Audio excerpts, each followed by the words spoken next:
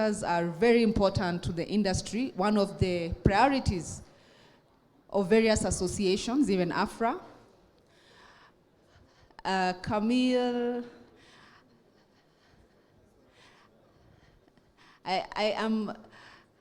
I'm very interested in the discussion.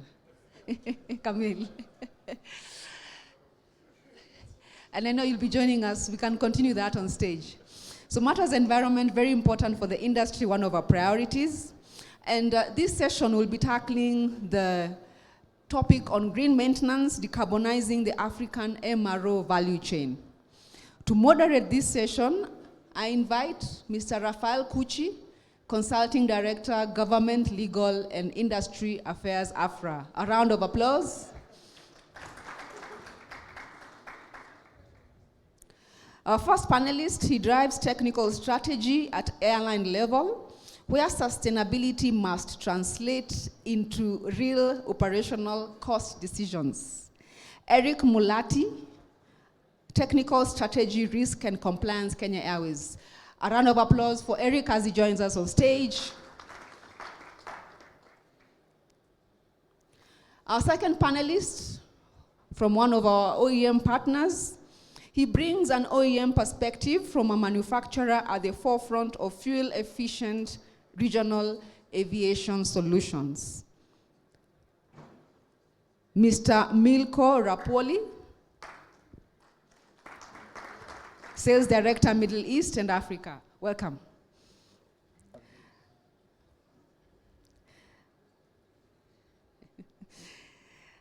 And our next panelist, he provides a global industry perspective where sustainability is no longer optional, but a defining requirement for aviation's future.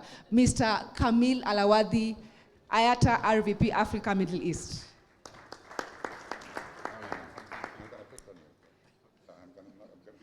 So we have all our panelists on stage. We have all of us on stage? Yes.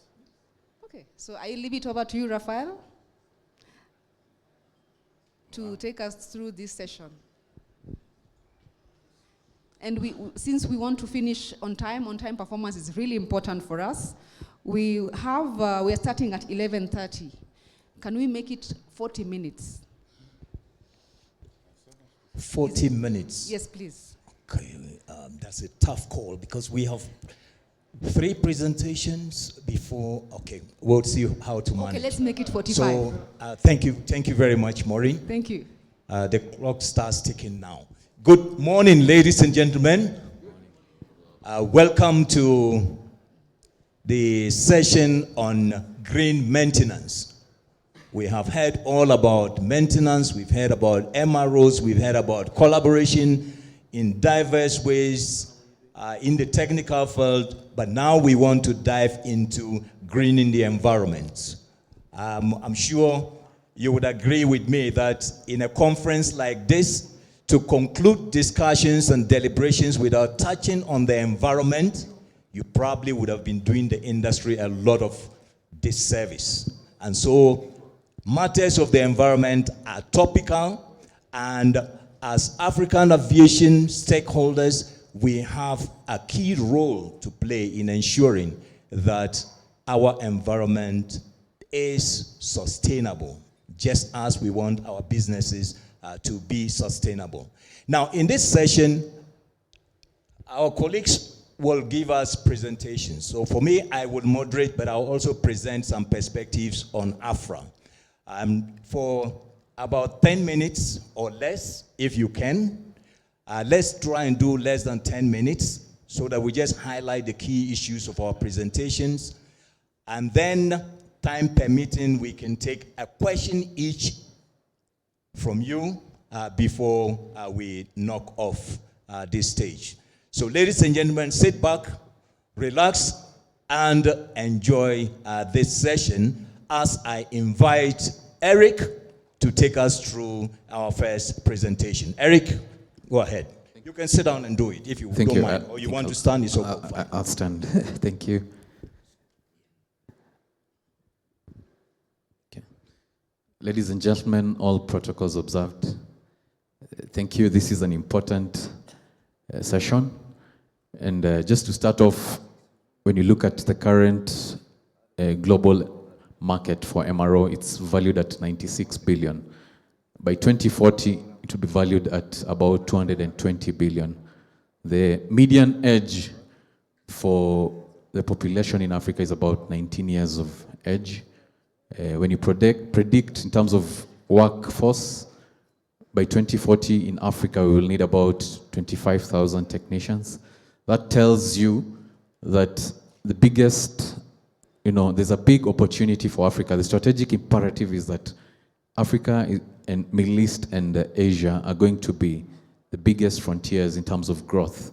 And so it's a big opportunity for us to build sustainably, to build green, and to build well.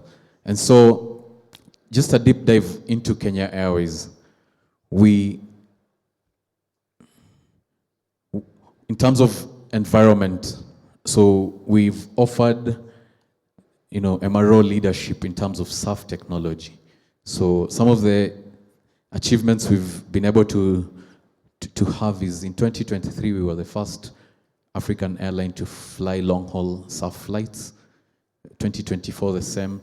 2025, we've won several, accreditation and awards, and we did 50% of the mass balance, Nairobi, Cape Town, and Nairobi JFK, and even Nairobi Amsterdam. So we've fully embedded that technology. What has helped us with SAF is, number one, at government level, of course, there's clear policy to support that. We have local production of SAF in Kenya, and so we're able to do that. Of course, there are key constraints that come with that technology in terms of, the volumes of production, the supply chain aspects of storage, certification and other competing needs. And SAF is about 3 times the cost of normal aviation fuel. So we've done that very well, and we've been able to be recognized and to do well in the environment space. Now, if I just move forward, and globally, of course, we have the ICAO, COSIA guidelines, we have IATA, net zero by 2050, we have UN SDG goals, but we have taken it upon us that as an MRO, we'll move beyond safety and integrate sustainability into our operations. And so at company level, we have integrated sustainability within our operations. And our objective as KQ is to achieve carbon neutrality by 2050. We are doing it in 3 ways. Number one is through innovation. That's the way we are going about it. So we are driving innovation to the lowest level. And then, of course, we are enhancing growth and service delivery through technologies around that. And then number 3, we can't do alone. We have to do it in terms of partnership. We have to have partners to implement this. So we have a clear governance within the MRO. That's the engine of change. And so there's a governance that focuses on those 4 pillars. Number 1, there is a core group that focuses on waste and greenhouse emissions. There's another one that focuses on innovation. There's another one that focuses on employee and stakeholder focus groups. And the official administrative leadership is a secretariat. And so sustainability has been put at the lowest level so that it's driven by the people and not top down. It's more bottom up. And the leadership needs to understand what's happening, support it, and put strategies in place and policies to allow the teams and the committees to lead. So we've done that very well. How did we integrate it? We did a diagnostic of where are we. And so we saw the gaps in terms of our policies, in terms of our processes.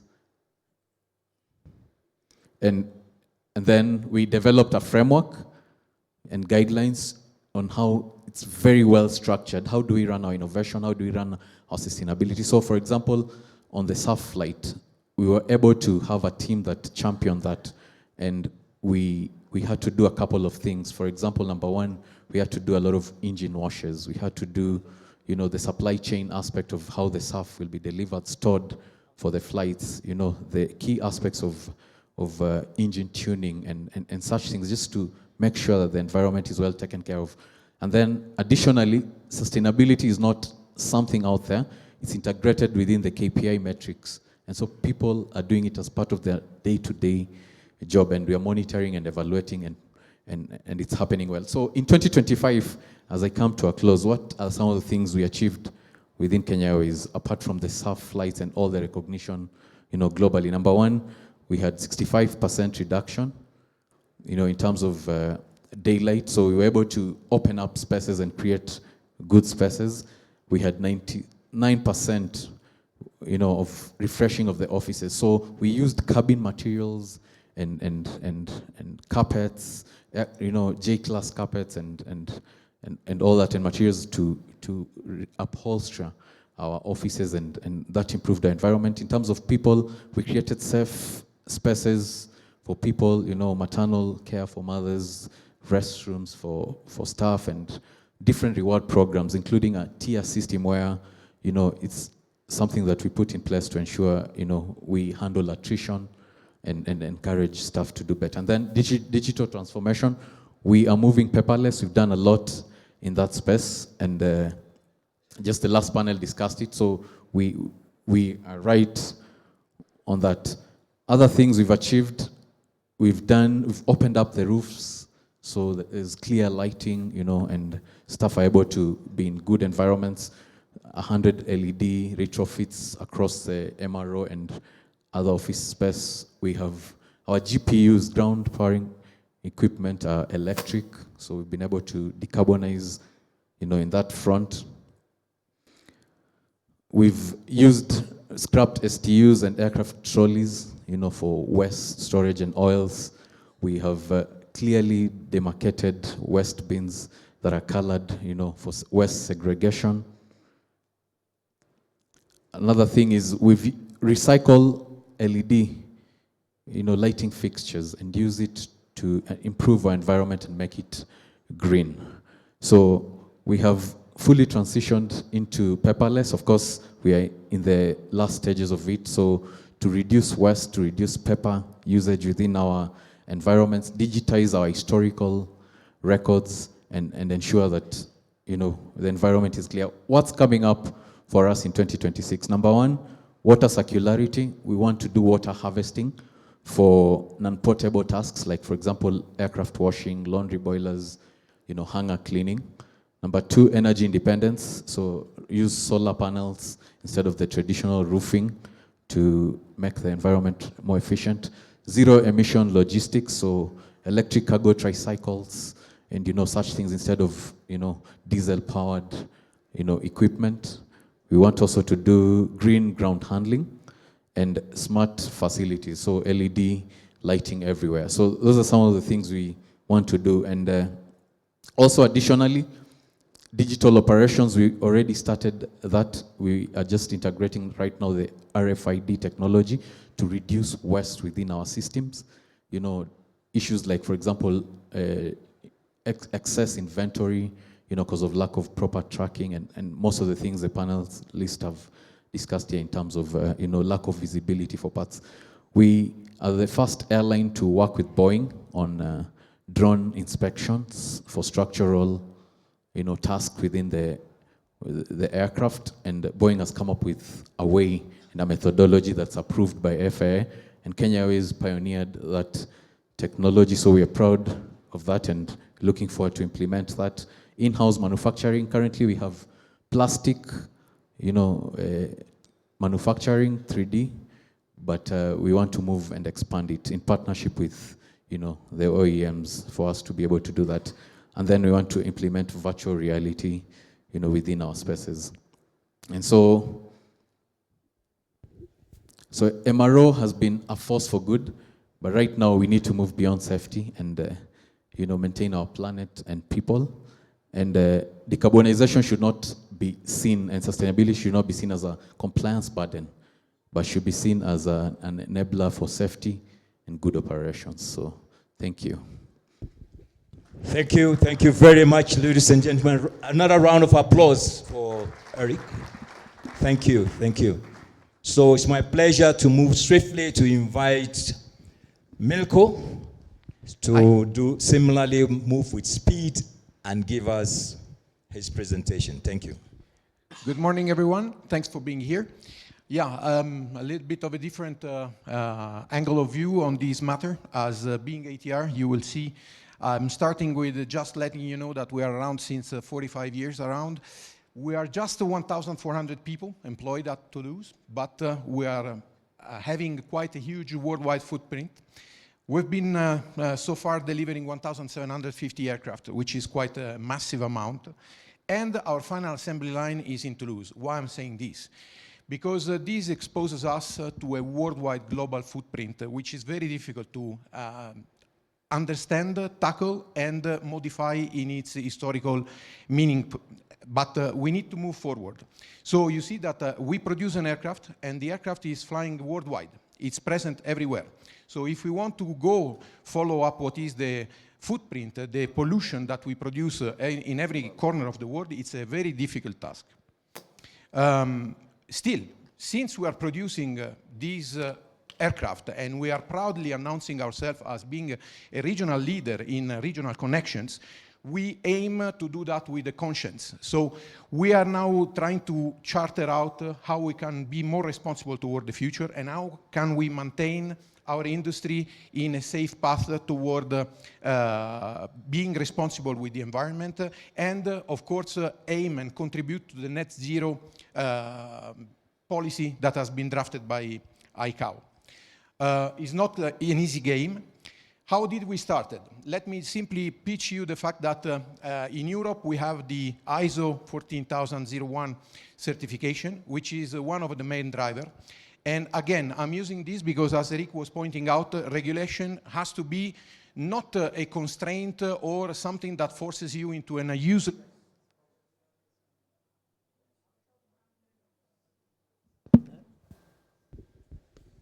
Sorry.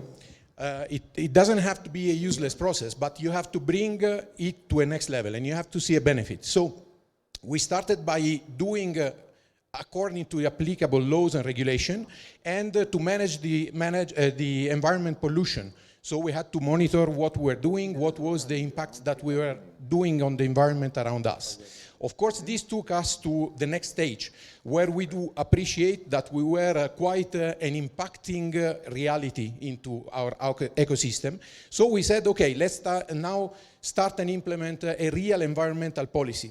And so we axed ourselves toward the three major pillars that we could identify being the driver of our footprint worldwide. The first one was, of course, aligning ourselves into reducing the greenhouse emissions to combat the climate change. Of course, we identified that we were not optimizing the use of the natural resources, so we acted on that pillar as well. And then, of course, we identified the major threats coming from the handling of hazardous substances, especially during the process of assembling the aircraft.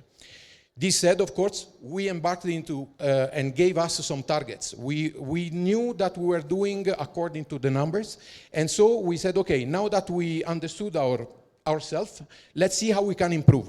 And so we set out some key environmental ambitions, and I numbered them 4.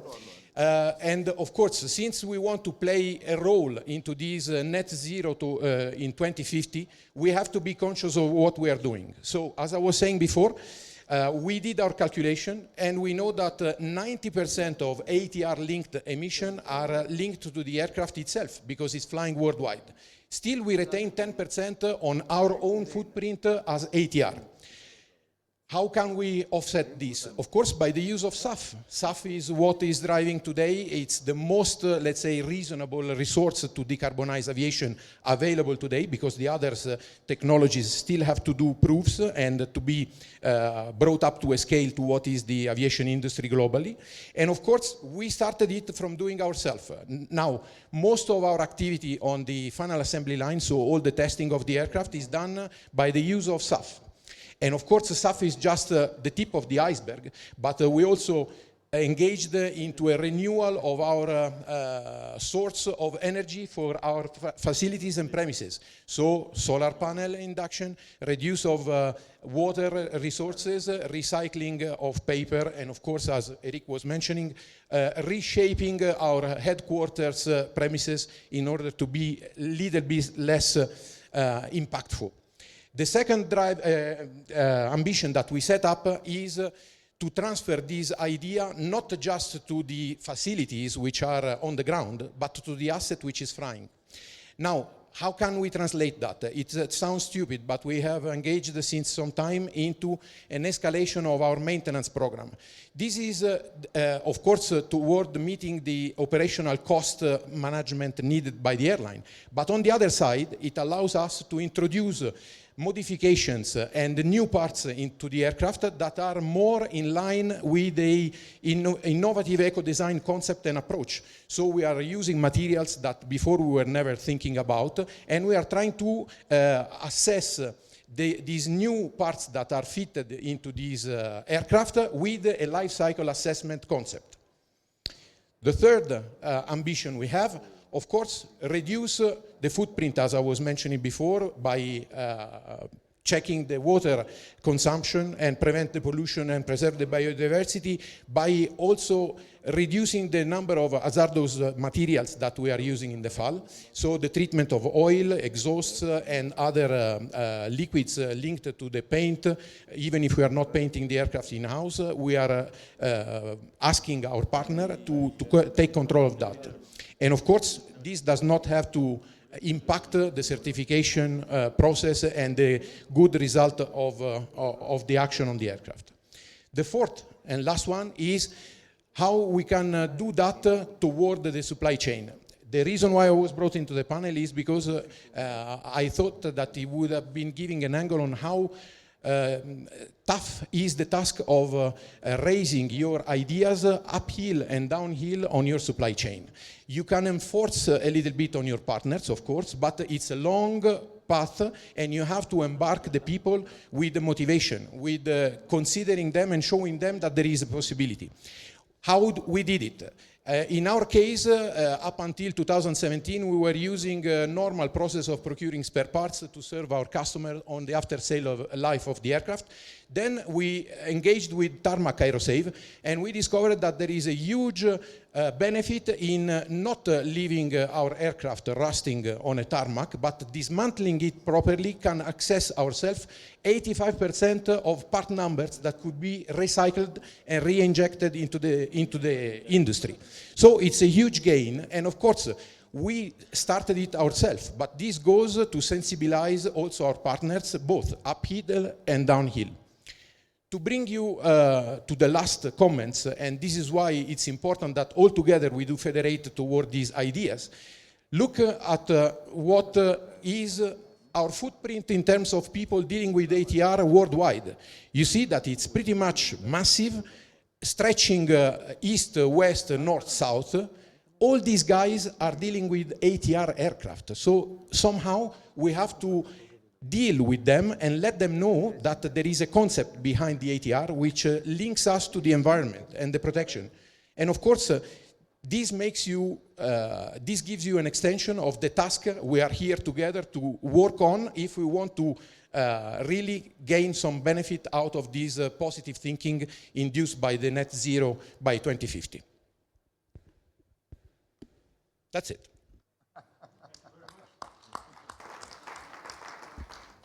Well done, just in time. Thank you, Milco. Another round of applause for Milco, please.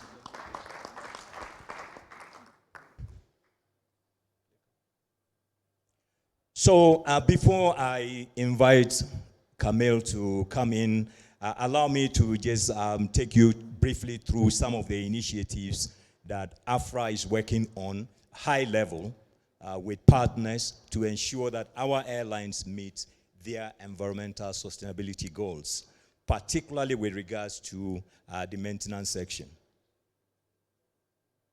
So at the continental level, if I may, global level first, you recall that there was the adoption of the CORSIA in 2016.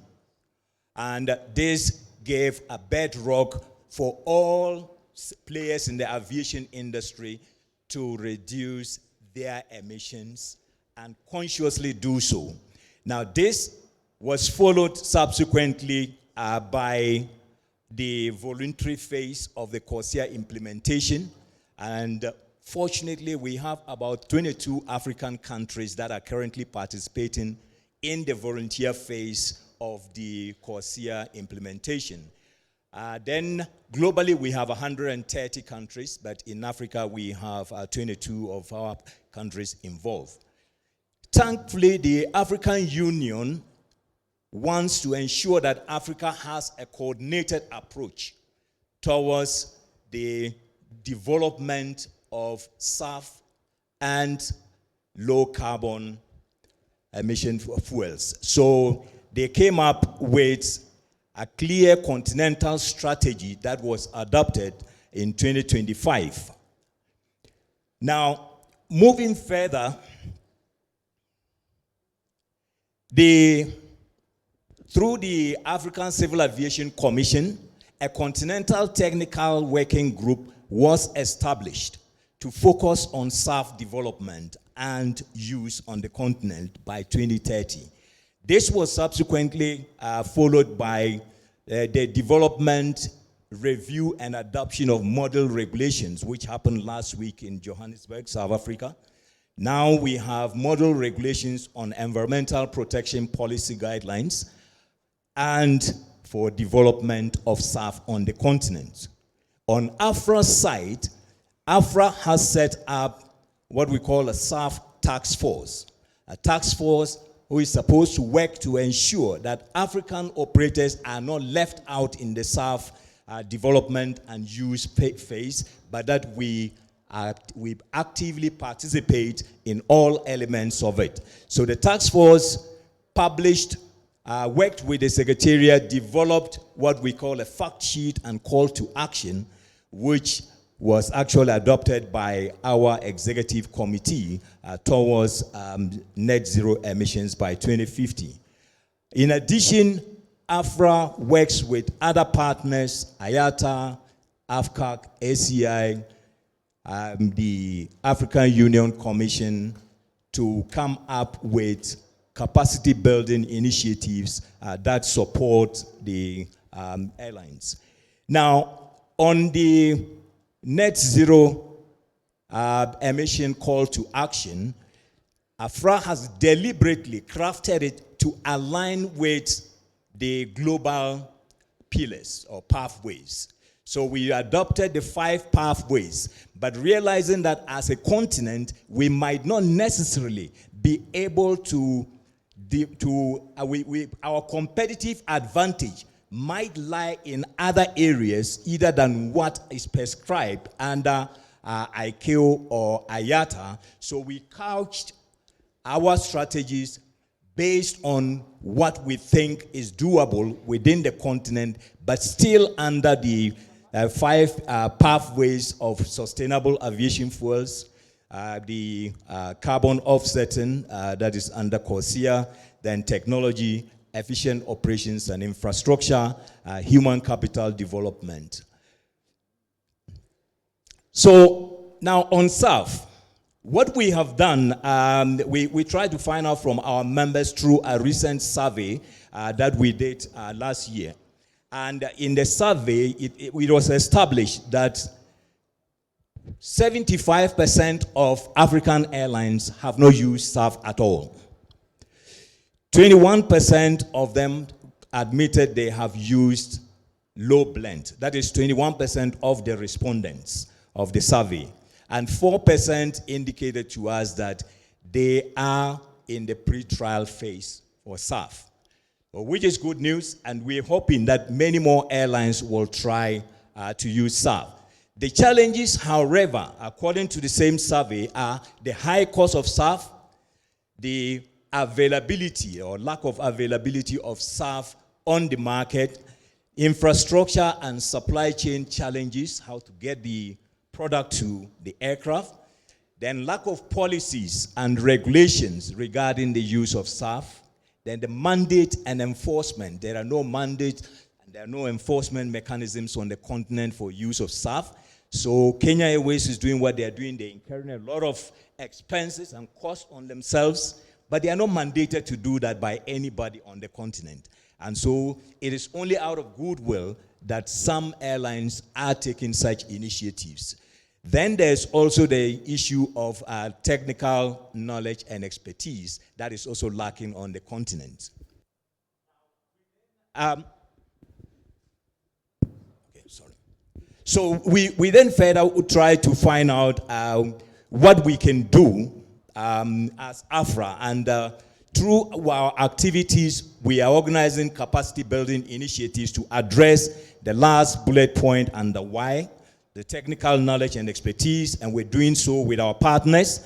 Then we also partnered with two organizations, one Europe-based, two of them European-based, Visa and AFRAA, and we are developing further capacity building programs to support in bringing up our members and getting them to really participate in this.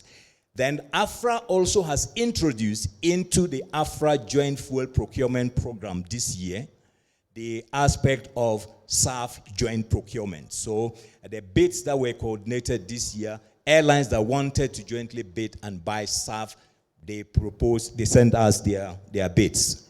Now, but the truth of the matter is we have significant amounts of potential for SAF on the continent. Studies by ICAO and African Development Bank indicates Africa has enormous potential. However, the feedstock needs to be aggregated. At a country level, the feedstock is there, but it is not enough to produce SAF in commercial quantities. So African Development Bank, for instance, has identified some 5 countries listed there, Kenya, Ethiopia, Nigeria, South Africa, and Cote d'Ivoire, as potential areas Africa can agree to aggregate SAF in those areas and set up plants that can actually convert that into fuels. Then we also are supporting with the policy development at different levels, but all of this will need the support of our member states to ensure that we are really able to deliver the right level. Now, at the technology level, we are encouraging our airlines to get seriously involved in fleet modernization. And we are working with the African Development Bank and Afrexim Bank to try and establish financing facilities or financial mechanisms that will aid African airlines be able to procure aircraft. We are also, in the same vein, trying to see how best we can get our MROs to work more closely together, and this function is one of them. We want our MROs to work much more closely together, and in addition, we want to see how the DFIs can help us expand existing MRO facilities or add to the existing MRO facilities on the continent so that we are able to support the fleet on the continent. On the digital side, we are encouraging airlines to try and adapt digital technology. The last panel just discussed that. So aspects of AI, machine learning, and others needs to be taken on board so that at least we can reduce our impact. On operations in particular, we had a meeting last year with Osprey Flight Solutions where they actually demonstrated to us how some of their solutions can help our maintenance and engineering departments digitally monitor the performance of their engines and give them feedback on when they need to ground them for operations. But over and above that, we are also looking at the commercial side of the business, ensuring that we develop tools that can connect, that can harmonize African operations. In this regard, a tool is in the works and nearly done which is supposed to be a platform that will allow African airlines to work together to sell tickets across the continent together. Now, finally, before I say thank you, the thank you doesn't want to go back.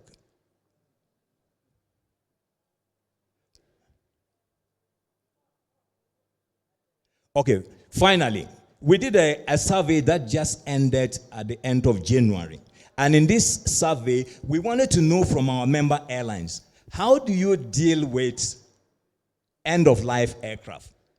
Because some of you who have traveled across the continent, some of the airports when you land, it's as if you are approaching an aircraft graveyard.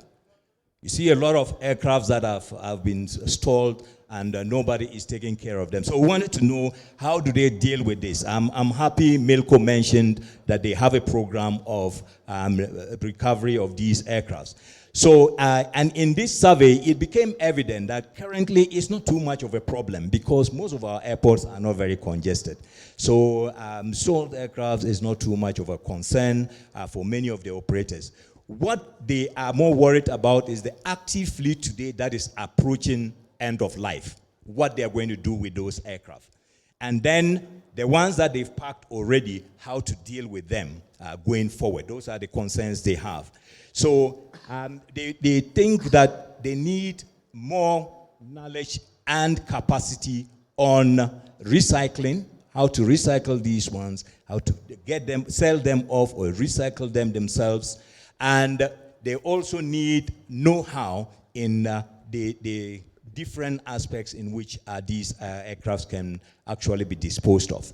So these are what I want to highlight, and I would now want to invite my colleague, Kamil, to take the floor and give us some thoughts and some perspective, probably from the global or the wider Africa and Middle East regional perspectives on green maintenance. Thank you. Thank you, Raphael. I'm not going to take the floor, I'll take the chair. Okay, so thank you for covering pretty much everything, Raphael. Makes me feel a little bit redundant. And also, thank you, Eric, for covering everything. I have to apologize for my dear Italian little cute friend here for when he says, I want to bitch you, he actually means he wants to pitch something to you, okay? But it's an Italian thing, all right?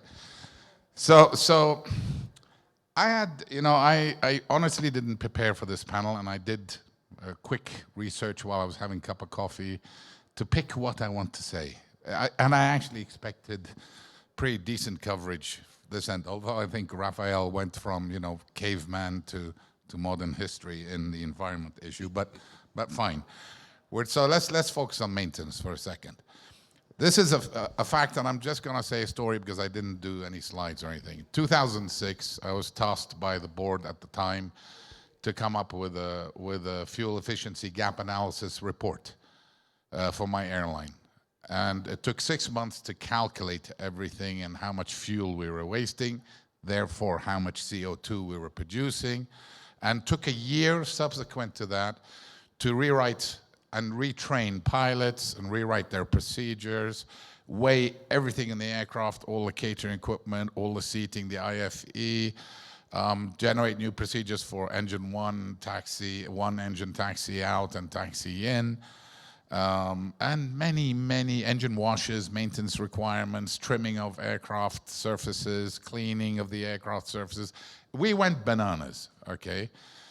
And then finally, we wanted to do this test on a 777-200 from Kuwait to London Heathrow. So that was going to be the measure of success and the tonnage of fuel saved after exerting about a year and a half of all hands on deck. The aircraft took off. It went perfectly. We're monitoring through ACARS live how the pilots are following every procedure. Everything was impeccable.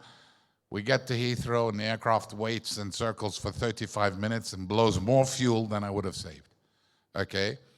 So the moral of the story is the environment issue and sustainability is an ecosystem. If the manufacturers produce this excellent piece of work of an aircraft that is the most efficient, and an airline flies it irresponsibly, we're burning fuel and generating more CO2.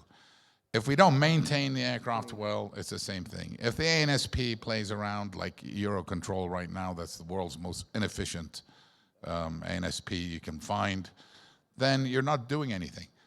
The problem also is that the focus is always on the airline. Everything. Fuel goes up, airlines bear it. Okay. CO2, airlines have to handle it. You wait 35 minutes in a taxi in an airport. Yeah, that's the airline. And by the way, that flight that I'm talking about, when we landed in London, I had to buy the CO2 credits for the extra 35 minutes that I circled and give it to the UK CAA, or the UK Environment Agency, which is weird because it wasn't a failure from me. It was a failure from the people who are running the airspace in the UK. All right, so that's the primary message I have. I do have some things for maintenance. Maintenance organizations, by nature, are complicated, okay? It is, without a doubt, usually the highest cost for an airline.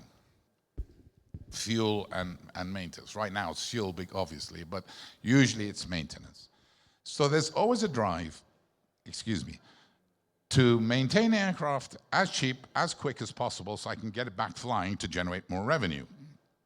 Okay, so I remember I was a victim of an invasion and Kuwait was destroyed, and when we came back, we rebuilt the new hangar, and in the time that we were building the new hangar, there was a debate whether we should make this hangar eco-friendly. So this is 92, 93. Okay, everything was destroyed. So you actually had a chance to rebuild from nothing, a brand new hangar. And the decision was taken, no, just quickly build this massive hangar. We need to be able to house 2 wide bodies at any one time, or 3 narrow bodies, and so on and so forth. Forget the environment friendly, forget the isolation, forget everything else, okay? Just build the goddamn hangar we need to operate.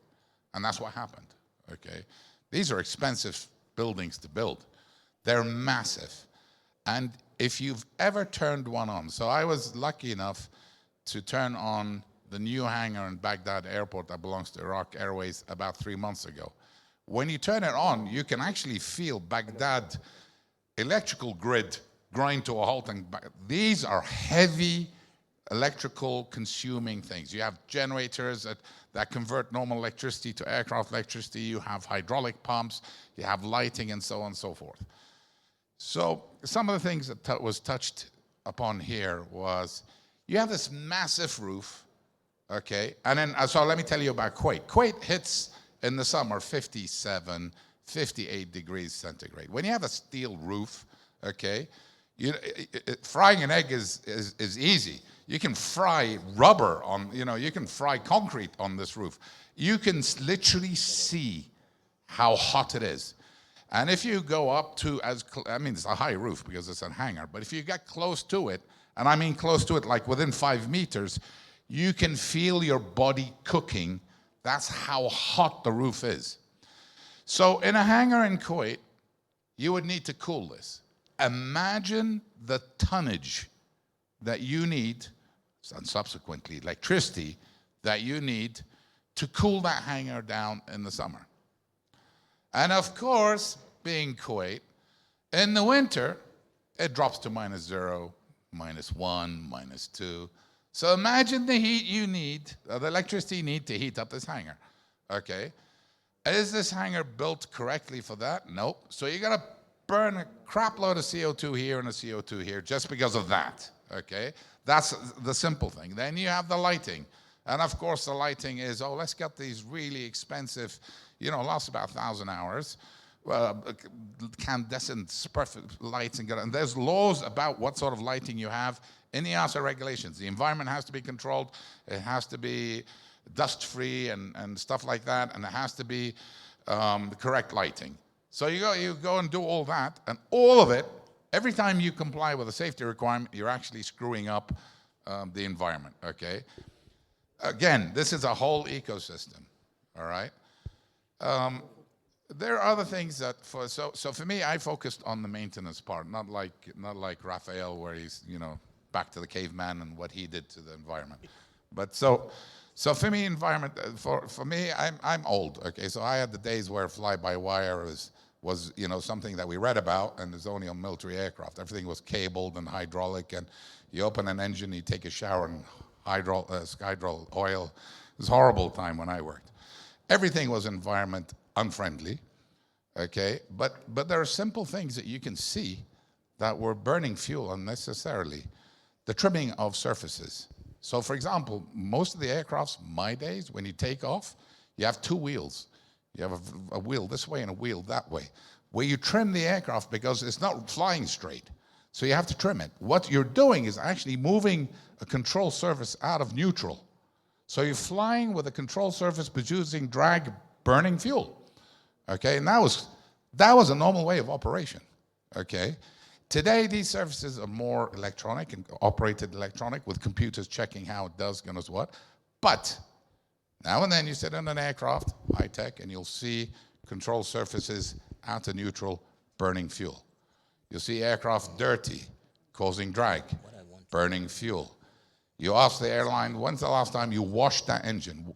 Coking or washing the engine is actually a procedure where it's not as simple as it sounds, but you're blowing stuff into the engine while it's on ground to optimize it and clean the crap out of it. And once you do that, it performs better and burns less fuel, okay? So these sort of things. But there are other hidden things that most people don't realize. So in Africa, predominantly, and some parts of the world where I was operating, so I was your CEO 3 times. So I would always say, my aircraft is exactly 980 kilos heavier than any other airline, because I was operating to destinations where there was no MRO, so I had extra wheels, extra oil, everything on a specially designed go-away kit stuck on the aircraft. So for the lifetime of that goddamn aircraft, I was flying an extra ton with me. Well, how much fuel am I burning? Okay. So how many airlines do that here in Africa? I don't know. I'm just saying, okay? So you have extra wheels, goodness what, that you fly for the life of the aircraft, and you're burning this fuel because of it. Okay, why? Let's get together, guys, and say, okay, these are the destinations I go. I need these tires, I need a jack, I need, the spanners and stuff like that, Skydroll and crap like that. Usually engine starter, air starter and stuff like that. And reduce, throw out that 1 ton. Okay? Yeah. But that's a fact. Another thing that you notice, there are some parts that are relatively easier to maintain than other parts. I am not expecting to see an full engine, Rolls-Royce Trent 700 engine overall workshop built up somewhere in Africa tomorrow. That's not what I'm expecting. But, let's say an IDG, an integrated drive generator. It's basically a generator with a regulator attached all into one big heavy, it weighs as much as Milco here. It's a heavy little thing. Very few people maintain it in Africa. I have to put it on a flight. So my next flight to London, that's why I'm taking my IDG, old 250 kilos. That's your weight, right, Milco? 250 kilos, stick it on a flight to take it there for maintenance. And back and forth, because I have a fleet of 50 aircraft, and back and forth, I'm carrying spares to deliver and so on and so forth, okay? These sort of things are hidden costs that are racking up how much fuel we're burning, okay, without even considering what it is. Overall, my message to you guys, and I didn't want to go and ramble on too much, okay, because I know once Raphael finishes, most of it, everybody's thinking about a cup of coffee, so I wanted to make it short. But one is, it's an ecosystem. There's no matter what the airline does, and by the way, the airline's on the bottom of the food chain, it gets penalized for everything, okay? No matter what the airline does, if there's no regulations supported by the government, if the airports don't operate efficiently, if the manufacturers give you crap products, if the ANSP performs really badly, there's nothing the airline can do to save burning fuel. But the airline is trying to do its best. It's optimized. Don't forget, the guy is paying for the fuel is the airline.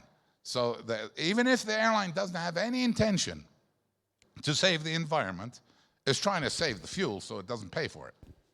So airlines by nature are trying to be fuel efficient. It's the ecosystem that's not helping.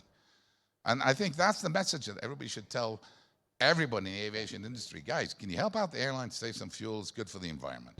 And it's good for the cost of the fuel and obviously reduce the cost of the ticket. Thank you very much, Kamil, for those comments. So, however you look at it, in summary, the airline always have the short end of the stick. You could have said that instead of spent 25 minutes talking about cave days to today. So let me see. We have just about 4 minutes to end. So rather than me asking my colleagues questions, I just want to check from the floor if there are any burning questions. We take maximum of 2 questions, then we can close because I want to jump in just 1 second. Okay, and I don't usually do this. Okay, I do not sell products or sell IATA. The people that know me, I talk about the aviation industry and the safe, sustainable growth of the aviation industry. We have 2 products, and I really like them. Me personally, I signed up for something called FEGA, which is now Fuel IS in IATA. I signed up in 2006 when I was running the fuel department, so on, in an airline.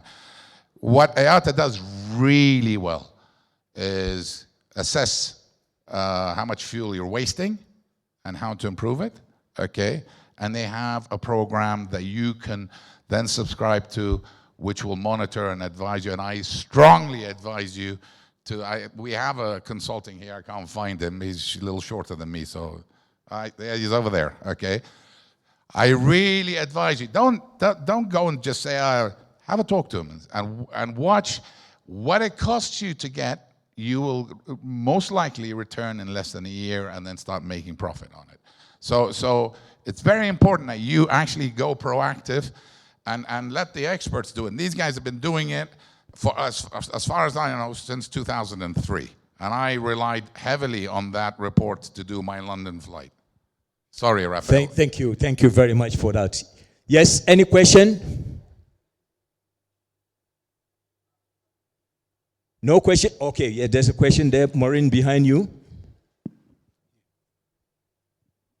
Thank you very much for the insightful discussion. Thank you. I think what is missing perhaps in the discussion is perhaps the role of the passengers in this whole issue about carbon emissions and its reduction.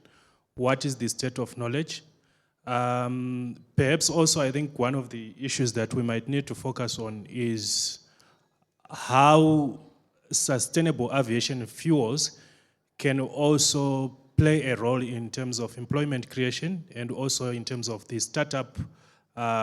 startups and innovation within the continent. Thank you. Thank you very much. Is there another question? Then we just take the 2, then we wrap up. Okay, I see none other. So, KQ, you want to take that from the passenger perspective? What is the know-how on SAF? So allow me to start with the second part of the question in terms of SAF production being an ecosystem that brings, employment and economic prosperity.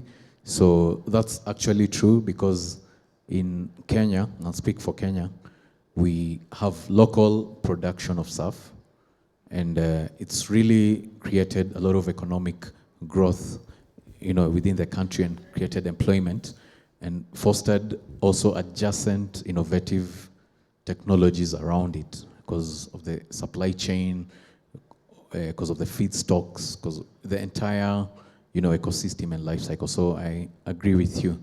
I think for the passenger, I would let IATA respond to that. Thank you. You're so kind. It depends on the model that you're going to use, okay? I don't think, so the passenger is paying to get from A to B, okay? So there are a number of schemes, taxes, charges, levies, and so on and so forth. If you look at when you're buying the fuel right now, in most of Europe, you're already paying the price. The fueler doesn't, the airline of course does, on the price of the fuel for the CO2, supposedly the neutralization of the CO2 produced per ton, okay? So it gets added to the ticket already. If I was, maybe passengers need to be a little bit more aware that carrying unnecessary rubbish with you as hand luggage, stuff like that, if you don't need it, don't carry it, that sort of stuff. But in the end, I think passengers are a lot more smarter than we give them credit for. Their only role once they're a passenger on an airline is to be mindful of how much weight they have. And that's pretty much it, really. Thank you very much. Yeah, Milco, you want to say something? Yeah. Definitely not working, this one. So, yeah, indeed. I was just complimenting on Kamil says, yes, passenger at the end of the day buys a ticket. So it's very often not even aware what sort of equipment or what sort of service is getting, other than paying the extra luggage allowance or a premium seat to exit the aircraft first. So this is how far it goes, the passenger. So it's a lot of entrustment when you purchase a ticket to the airliner, whom you endorse to have made a part of this pre-concept analysis on emissions and so on. SAF-wise, I do believe that the passenger is aware, as Kamil was saying, that he's paying a part of the fuel cost into his ticket. But how many of them are ready to know that they have to pay extra to fly SAF? It's good for Greta Thunberg because he's driving a boat or going with the sailboat, but not for people that needs to move fast across the globe. So this is something where the passenger can contribute, yes, by being savvy on the weight, being smart in not buying unnecessary services, and that's it. But the rest is heavily relying on the airliner on doing the job. And I'm saying that not to discharge the airline or charge the airline, because behind the airline you have OEMs, you have MROs, and all the ecosystem that Kamil was saying before is equally charged on liabilities, if I may say, on that. Okay, thank you very much. Ladies and gentlemen, one more round of applause to my guest. Thank you very much. Unfortunately, this is all time will allow us for, so that we make room for the closing ceremony. But let's continue the discussions offline. Thank you. Thank you. Thank you very much, Moderator Raphael, and your very able panelists for that discussion.